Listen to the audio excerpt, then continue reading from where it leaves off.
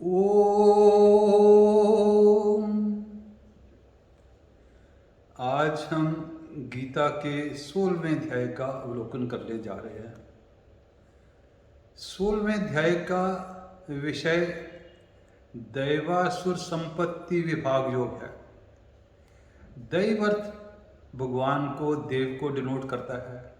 प्रकृति, स्वभाव को, विचार को, आचरण को, ये जो इस आचरण वाले, दैवी आचरण वाले, दैवी विचार वाले, दैवी कार्य करने वाले लोग हैं, वो भगवान ने कहा मुझको प्राप्त होते हैं। और आसुरी वाले लोग जो भगवान से परे जाते हैं, संसार को ही सब कुछ समझते हैं, संसार के, उनका समझो संसार के नाश के लिए ही जन्म हुआ है, संसार को नीचे धकेलने के लिए जन्म हुआ है, वो जिस तरीके से एक्शन करते हैं, उनको भगवान ने इसमें कहा है कि मैं उनको नीच योनियों में, सर्प, बिच्छू आदि या और भी नीच योनियों में उनको डालता हूँ, बार बार डालता हूँ। इस अध्याय का जो सब्जेक्ट दैवासुर संपत्ति विभाग जो है, ये पहले भी शुरू 7वें अध्याय में भी हुआ था। 7वें अध्याय में आसुरी संपत्ति के लोग कैसे होते हैं, इसका हिंट दिया था भगवान ने 7वें अध्याय के 15वें श्लोक में। नमा दुष्कृतनो मूढ़ा प्रपद्यन्ते न राधमा मायापहृत ज्ञाना आसुरिम भाव माश्रिता, के जो आसुर भाव पर आधारित हैं, जिनका माया के द्वारा ज्ञान हरा गया हुआ है, वो दुष्ट प्रकृति के लोग जो नीचे नीचे ही जाते हैं, ये भगवान ने एक तरह का हिंट दिया था। फिर भगवान ने 9वें अध्याय में भी कहा कि अब जानंती माम मूढ़ा मानुषम तम आश्रिता, कि जो मेरे को मनुष्य रूप में साधारण मनुष्य समझ के, उनका विचेतसा, उनका मन तो अपने सीमें में है नहीं, उनको दुनियादारी का है, वो मेरे को समझते नहीं हैं, मेरे को ना समझ करके, वो मेरे को ईश्वर ना समझ करके दोबारा दोबारा उसी चक्कर में, पाप में ही पड़े रहते हैं। या फिर उसके बाद में वो जो आसुरी पुरुष लोग हैं, वो क्या करते हैं, मोह आशा, व्यर्थ की आशा, मोह कर्मणा, व्यर्थ के कर्म, मोह ज्ञान, व्यर्थ का ज्ञान, व्यर्थ का ज्ञान जैसे वो समझेंगे कि मैं ही सब कुछ हूँ। मोह कर्मणा, कि अपने लिए कर्म करना है, जो चाहे संसार जहाँ मर्जी जाए अपने ऐश के लिए करना है। मोह आशा, सारी जिंदगी उनको आशा, अपने ही इच्छा पूरी करने की लगन रहती है। इस तरीके से आसुरी संपत्ति को चिन्हित करा था, पर दैवी संपत्ति को भी चिन्हित करा है। दैवी संपत्ति को ज़्यादा जगह चिन्हित करा है। दैवी संपत्ति के लिए उन्होंने ये कहा कि महापनस्तु माम पार्थ दैवीं प्रकृति आश्रिता भजन्त्य मनसा ज्ञात्वा भूतादिमव्ययम, कि जो महात्मा लोग, अच्छे पुरुष दैवी प्रकृति में स्थित रहते हैं, वो मेरा भजन करते रहते हैं, मेरे आश्रित रहते हैं, मेरे को ही अव्यय रूप को प्राप्त हो जाते हैं। उसके लिए वो करते क्या हैं, सततम कीर्तयन्तो मां ये तंतश्च दृढ़व्रता नम्यस्यंत माम भक्त्या नित्ययुक्ता उपास्ते, वो सतत मेरा ही ध्यान करते हैं, मेरा ही कीर्तन करते हैं। तो दैवी पुरुष के और भी लक्षण कई जगह पे आए हैं। 12वें अध्याय में जो 35 गुण भक्त के बताए हैं, वो भी दैवी पुरुष के लक्षण ही गिने जाएंगे। 13वें अध्याय में ज्ञानी के 20 गुण बताए हैं, वो भी दैवी पुरुष के लक्षण ही गिने जाएंगे। फिर 14वें अध्याय में गुणातीत पुरुष के लक्षण बताए हैं, वो भी दैवी पुरुष के लक्षण गिने जाएंगे। ये आसुरी का, दैवी का वर्णन तो करा, पर फिर भी इसका विस्तृत वर्णन नहीं हुआ था, इसलिए भगवान ने 16वें अध्याय का आरंभ करा है। 16वें अध्याय में पहले भगवान ने दैवी पुरुष के विस्तृत वर्णन 26 लक्षण बताए हैं, कि वो 26 लक्षण जिसमें हैं, वो दैवी पुरुष, दैवी संपत्ति कहा जा सकता है। वो शुरू कैसे होते हैं, अभयम सत्व संशुद्धि ज्ञान योग व्यवस्थिता दानम दमश्च यज्ञश्च स्वाध्याय तपार्जवम। वो इसी श्लोक में 9 लक्षण आ गए हैं। अभय, वो किसी से डरता नहीं है, चाहे उसके इष्ट चाहने वाली स्थिति आ जाए, चाहे उसका वियोग हो जाए, चाहे ना चाहने वाली स्थिति आ जाए, उसका वियोग हो जाए, चाहे उसका अपमान हो जाए, चाहे कैसी भी स्थिति आ जाए, वो उसको कोई घबराने का है ही नहीं कि सारा भगवान का करा हुआ है, इसमें द्वंद्व है ही नहीं। वो किसी वस्तु से भी कभी भी डरता नहीं है। सत्व संशुद्धि, वो अपने अंतःकरण को शुद्ध करे रखता है। इसमें राग द्वेष, कोई ऐसे जो काम क्रोध राग द्वेष इत्यादि इस पे वो नहीं होते। अभी हम सत्व संशुद्धि ज्ञान योग व्यवस्थिता, वो ज्ञान में, उस ज्ञान में लगा रहता है जो उसको भगवान के साथ ले जाने में सक्षम होते हैं। हर टाइम भगवान का ध्यान ही करते रहता है, उसकी स्थिति उसी में रहती है। ज्ञान योग व्यवस्थिता, दानम दमश्च, दान करता है। दान देश काल परिस्थिति के हिसाब से जिसको जो आवश्यकता है, वस्तु की, धन की, अन्न की, ऐसी जो जो जिसको अवस्था है उसका देने का प्रयास करता है। दानम दमश्च, दम करता है कि इंद्रियां उसकी संयम में रहती हैं, अपनी इंद्रियों को आउट ऑफ कंट्रोल होकर इंद्रियों के पीछे नहीं भागता, इंद्रियां जो वो चाहता है वही करते हैं।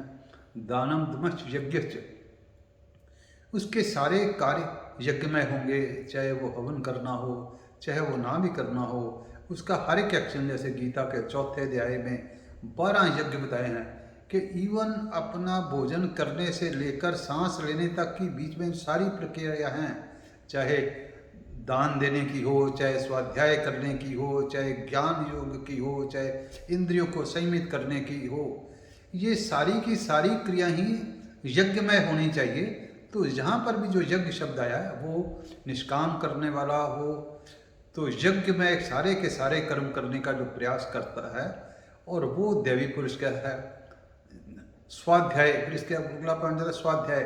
स्वाध्याय भगवान की लीला, भगवान का ज्ञान ध्यान, शास्त्र का अध्ययन, ये स्वाध्याय में आता है, स्वाध्याय करता रहता है।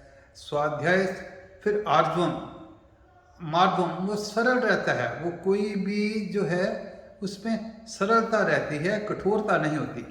तो अभी हम सत्व संशुद्धि ज्ञान योग व्यवस्थिता दानम दमश्च यज्ञश्च स्वाध्याय तप आर्जवम, तो वो आर्जवम सरलता से रहता है। इसी श्लोक में 9 लक्षण जो है देवी पुरुष के बताए हैं।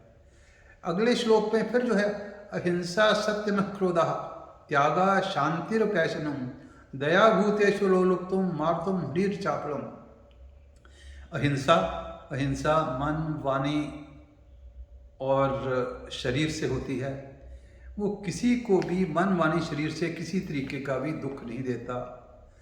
वो काम क्रोध लोभ मोह के कारण कोई उसका एक्शन नहीं होता कि जिसका दूसरे को दुख हो। दुख भी कई तरीके को होते हैं, किसी को छोटी सी गाली निकालनी, सरकास्टिक वर्ड कहना, वो भी दुख है। किसी को थोड़ा बहुत और कष्ट दे देना, वो मृदु दुख है। इन बिटूना दुख है। बहुत ज़्यादा किसी को मारना, वो दुख है। ऐसा अगर किसी के द्वारा भी करवाता है, वो भी दुख है, वो भी हिंसा में आएगा। और खुद करता है तब भी हिंसा में आएगा। जो कर रहा है उसका अनुमोदन करता है तब भी हिंसा में आएगा। तो ये अहिंसा वाला जो हिंसा जो करने वाला प्रवृत्ति, उसमें किसी तरीके की भी नहीं होती, वो हिंसा में रहता है। अहिंसा सत्यम क्रोधा, तो वो सत्व को ही रहता है। सत्य वचन कहता है, सत्य वचन देख करके स्वभाव से, मीठे स्वभाव से जो व्यक्त कर रहे हैं एज इट इज करता है। अक्रोधा, उसको किसी तरीके का क्रोध नहीं आता। क्रोध उसको नहीं आता भाई मेरे अगेंस्ट ये हो गया है, इसने मेरा नुकसान कर दिया है, इसने ऐसा कर दिया। उसको ऐसी भावना, उसका ये नहीं कि अंदर से उसमें बदला लेने की भावना या आंखें लाल हो जाएं, चेहरा दमदमा जाए, ऐसी उसमें नहीं होती। जो ऐसी स्थिति नहीं होती वो क्रोध कहा जाता है। त्यागा, वो त्याग करता है। त्याग का 18वें चैप्टर में बहुत लंबा विस्तार आया है, इसका विस्तार से समझाया गया है। पर अभी के लिए हम समझें कि जो कर्तृत्व भाव के बिना जो उसकी ड्यूटी है, बिना फल किसी तरीके की इच्छा करे हुए वो त्याग की भावना से कार्य करता है। त्याग के अगले जब हम अध्ययन करेंगे सात्विक राजसिक तामसिक त्याग भी है आता है। त्यागा शांतिर, उसके मन में जो है सदा शांति रहती है। त्यागा शांति, कोई भी उथल पुथल होने से उसका मन विचलित नहीं होता।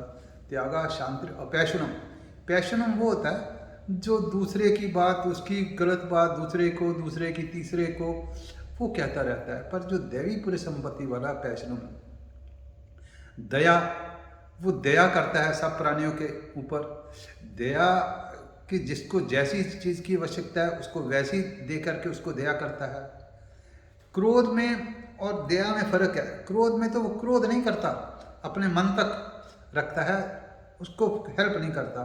पर दया में क्रोध भी नहीं करता, हेल्प भी करता है। हेल्प करने के भी कई तरीके हैं, जैसे दूसरे को प्रेरित करना भी उसकी हेल्प करना है। ऐसे एक आता है कि दीनदयाल उपाध्याय जी जा रहे थे, उनके गांव के पास एक कुआं था, उसमें एक जो डूबा रहा था आदमी वो आवाज़ें दे रहा था। उनके गांव के पास यमुना के नज़दीक होने के कारण पानी ज़्यादा नीचे नहीं होता था, तो उसको करुणा दया आई। तो दया करके दीनदयाल उपाध्याय जी ने अपना हाथ एक नीचे करा तो वो ऊपर नहीं करता रहा।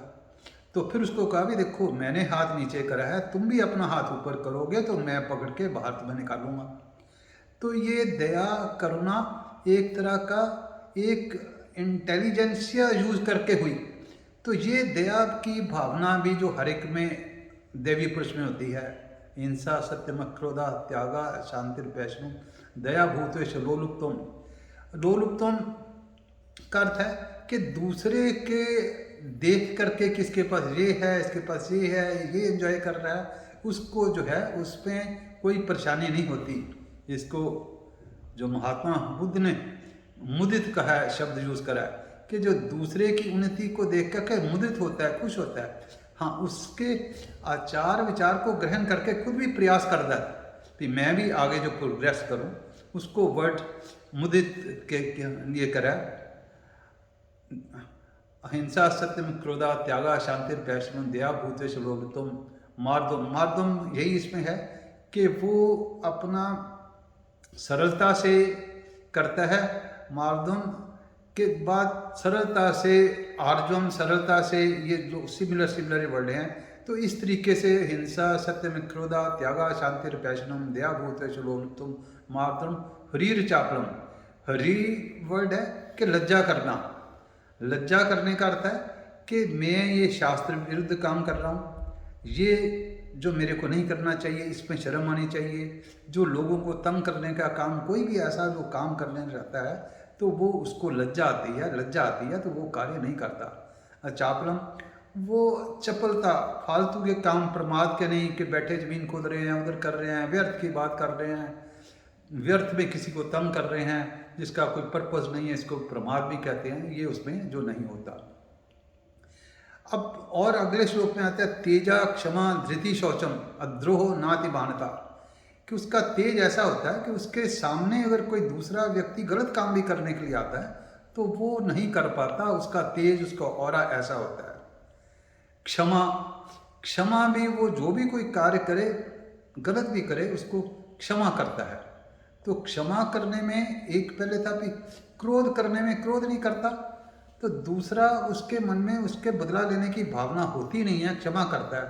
तीजा क्षमा धृति, जो काम उसने शुरू कर लिया उसमें कंसिस्टेंसी से। धृति के भी आगे आएंगे 3, सात्विक राजसिक तामसिक 18वें अध्याय में।